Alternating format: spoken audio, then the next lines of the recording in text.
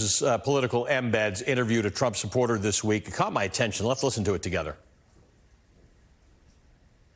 I don't want to see what happened in Germany years ago happen here in this country. What do you mean by what happened in Germany happen here? All the things that started World War II. Just witch hunts and brainwashing people. So that suggested that none of us want to see what happened in Germany happen here, but that suggests that the Trump's campaign's lies and insults and spin might be working to confuse some voters about who actually stands for the Constitution in this country and what's really at stake in this election. That woman and I share a lot of views, but I don't think we're coming to the same conclusions about how to prevent very bad things from happening in America. No, and that's part of the ongoing campaign of lies and now threats. Think about the degree to which that woman has absolutely no understanding of what happened with the Nazis and World War II, right?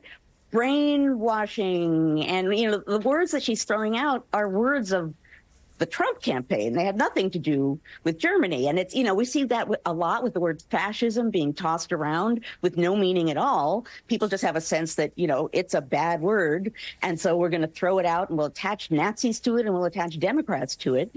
It's all part of this ongoing, as everyone says, fire hose of lies. The problem at this point is that this, again, it's rhetoric and it's also a promise. It's kind of a win-win for Trump because on the one hand, he's saying bluntly, this campaign is about me and my ego, right? I want power, but I'm going to run on the fact that I want revenge for people who've done bad things to me. He's using that to fuel up the emotion of his supporters because his whole campaign, that's all it is hate and rage and fear. And that's what he keeps drumming up. And then on the side of the people who oppose Trump, we hold ourselves hostage sometimes by saying, what will his supporters do if he's saying this and we bring him to court?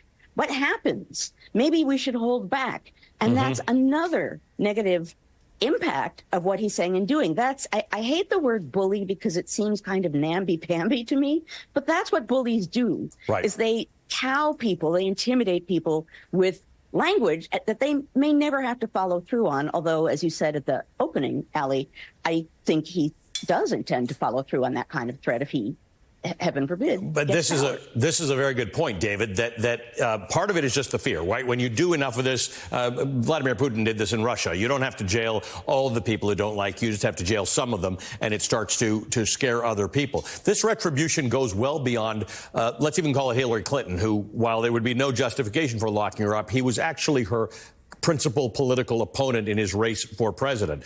The retribution he talks about now is about all enemies. He talks about prosecutors. He talks about jurors. He talks about judges. He talks about political opponents. He talks about journalists. They have made clear that what Tommy Tuberville